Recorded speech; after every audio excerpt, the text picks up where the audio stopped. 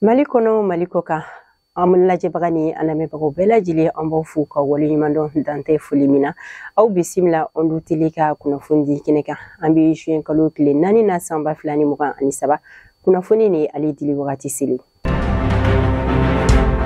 An ka minisiri min ka baara ɲɛsinen do kɛlɛko ma ni o ye Colonel Sadio Kamara ale kun ye tagama kɛ ni ka taa Irankaw fɛ yen nɔ kɛrɛnkɛrɛnnenya la ni o ye Iran ani yen kɛlɛ minisiri olu ka lajɛ kɔnɔna na a y'a ladɔnniya k'a fɔ ko Iran jamana k'u bɛna kɛlɛ don an ka jamana ye ni kɛlɛkɛ minɛw ye walasa ka se ka banbagaciw ka olu kɛlɛ ka bɔ an ka jamana na cogoya min na ani fana k'u bɛna kalan kɛ an ka finitigilakaw kunna u ye fɛɛrɛ minnu sɔrɔ u ka jamana na ka se ka banbagaciw kɛlɛ k'u bɛna o kalan ɲɔgɔn kɛ an ka finitigilakaw kun.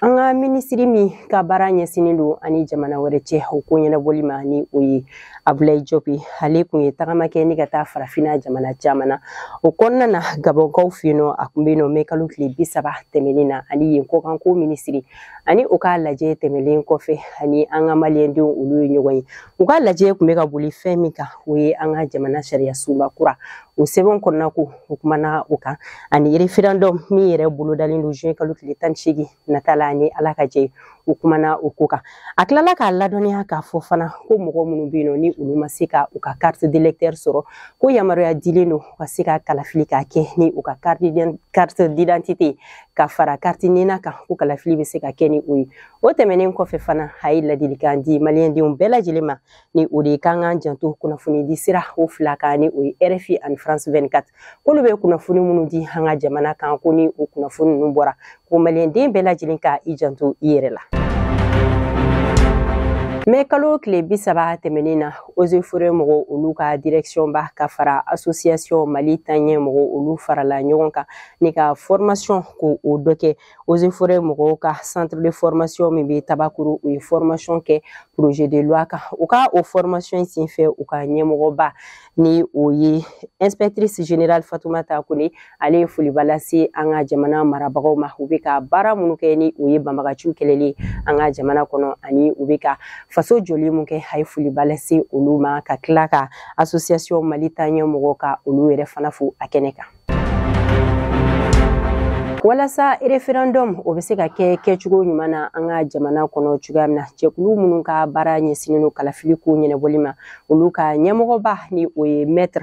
Mustafa Sise alamisa tɛmɛnen juin kalo tile fɔlɔ ale bɔra ka jamanadenw ka o ladɔnniya k'a fɔ ko carte d'électeur biométrique ko o million 9 ko o de bɔra bibi na ko bɛna jɛnsɛn yɔrɔ la walasa maliyɛndenw olu bɛ se ka kalafili kɛ cogoya min na o kɔnɔna na a ye weleda lase société civile mɔgɔw ma ani parti politique tɔn mɔgɔw ka olu yɛrɛ wele k'u ladɔnniya a baara la walasa u ka kunnafoni ninnu k'a jɛnsɛn jamana kɔnɔdenw ma. O tɛmɛnen kɔfɛ maître Mustafa Sise a y'a ladɔnniya k'a fɔ ko ni carte d'électeur biométrique ninnu bɔlen ko kɛra sababu ye ko maliyɛnden minnu kan ka kalafili kɛ k'olu hakɛyaw dɔnna o senfɛ a y'a yira k'a fɔ ko mɔgɔ 8,463,000 ani mɔgɔ 84 k'olu de kan ka kalafili kɛ o mɔgɔ ninnu cɛla ko mɔgɔ 4,000,000 ani mɔgɔ 7,091 ni mɔgɔ 570 ani 6 k'o ye cɛlakaw ye Mali kɔnɔ ani Mali kɔkan minnu kan ka kalafili kɛ min ye musolakaw ye Mali kɔnɔ Mali kɔkan k'o ye mɔgɔ 4,000,000 ani mɔgɔ 71 ani 500 ani mɔgɔ 8 k'o ye musolakaw ye wa fana ko min ye centre de vote ye ko o kan ka bɛn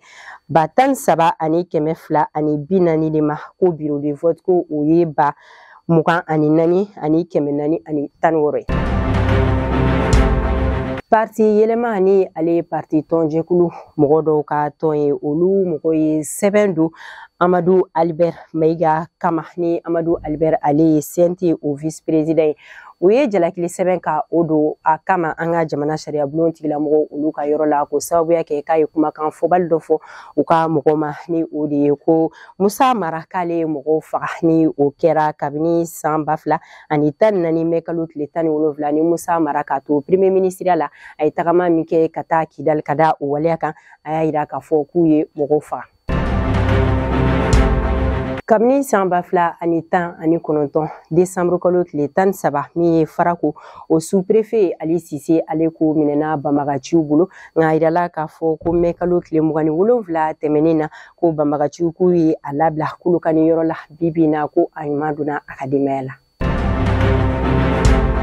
Ni dɔgɔkun in na Kalabankoro sugujɔmuso olu bɔra ka u ka dusumakasi k'a yira u ka mairie la ni o ye mairie cɛkɔrɔ Amadu Jara ye ko sababuya kɛ ko ni mairie masina k'a kɛlen ka sigi u ka sigida la k'a ye mɔgɔw lawuli ka bɔ sugu kɔnɔna na ko a bɛna sugu sanuya ani k'a jɔ ko baaraw tɛmɛnen kɔfɛ k'a ye magasin dɔw ta ni k'o di a masurana mɔgɔw ma ani fana ko a ye sigiyɔrɔ minnu di musolakaw ma ko o yɔrɔ dɔgɔyara u ka feerekɛ minɛnw na o kɔnɔna na muso ninnu k'u kun farala ɲɔgɔn kan ka se maire cɛkura Amadu Jara ma ka se ka dɔ fara u ka sigiyɔrɔ kan nka ko maire masina k'a y'a yira k'a fɔ ko sugu ye ale ta ye ko wa ko mairie ta don k'ale tɛ fɛn foyi fara u ka sigiyɔrɔ kan o senfɛ musolakaw olu bɔra k'u tɛ cɛkura Amadu Jara fɛ u ka sigida la.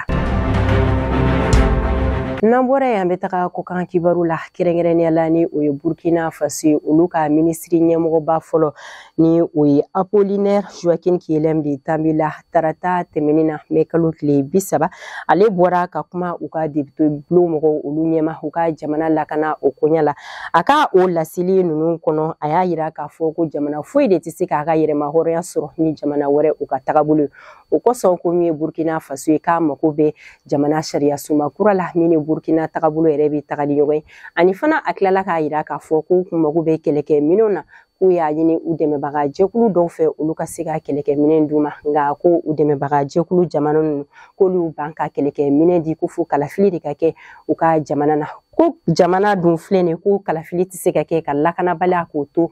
yɔrɔ la o senfɛ k'u ye u kun ɲɛsin jamana wɛrɛ ma ni o ye Irisi, Chine, Corée du Nord, Venezuela, Turquie ani Iran ni olu ye kɛlɛkɛminɛnw ta k'a di u ma wa a y'a yira k'a fɔ fana k'olu tɛ fɔ ka bɛn ko k'o kɛ ni banbagaci foyi de ko wa ko jamana foyi de tɛ yen nɔ k'a fɔ ko mankan bɛ sɔrɔ jamana min na ko kalafili bɛ se ka kɛ o la o kosɔn ko jamana foyi de tɛ se ka sariya gɛlɛn ta ka ɲɛsin olu ma. N'an bɔra yen an bɛ taga Brésil jamana kan olu ka jamana ɲɛmɔgɔ kɔrɔ ni o ye Fernando Collor Melo ni ale si bɛ taa san 73 la araba tɛmɛnen na mɛ kalo tile 31 u ka Cour suprême mɔgɔ o ye ɲangini ta k'a sɛgɛrɛ ni san 8 ani kalo 10 o kaso ye k'o sababuya kɛ k'a ye yuruguyurugumafɛn dɔ ko ka o ta ni o bɛ taga bɛn u ka jamana wari hakɛya miliyɔn 20 ɲɔgɔnna ma ko ni o kɛra san 2010 san 2019 ni ka to sénatɛriya la u ye a ɲangi o de la min ye Fernando yɛrɛ a yɛrɛ si bɛ taga san 73 hakɛya de la.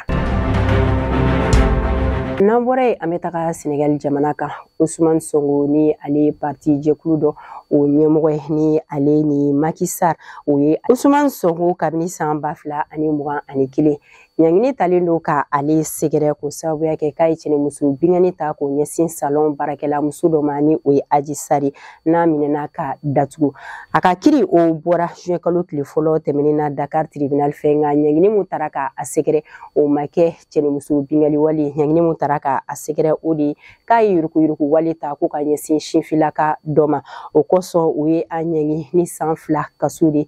o kɔnɔna na min ye Dakar ye bibi na a yirala k'a fɔ ko a ka kalan ko sababuya kɛ ko ni jaabi ninnu bɔlen ko mɔgɔ caman olu bɔra k'u ka nisɔngoya yira ko ni waleya minnu talen filɛ ka ɲɛsin Ousmane Sonko ma ko tiɲɛ tɛ a kuma la.